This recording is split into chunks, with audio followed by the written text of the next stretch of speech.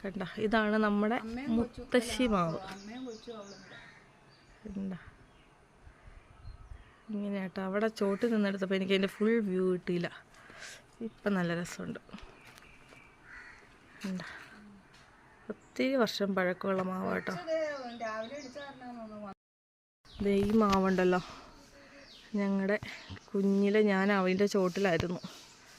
കണ്ട, നമ്മൾ സ്കൂളൊക്കെ അടയ്ക്കണ സമയത്താണ് അത് പഴുക്കണ മാങ്ങ നിറച്ചുണ്ടാവാറുണ്ടായിരുന്നു. പക്ഷേ ഈ മാവിനൊരു പ്രത്യേകത ഉണ്ടേ, എല്ലാ കൊല്ലവും കായ്ക്കില്ല. ഇങ്ങനെ ഒരു കൊല്ലം കായ്ച്ചാൽ അടുത്ത കൊല്ലം കായ്ക്കില്ല. അങ്ങനെയാണ്.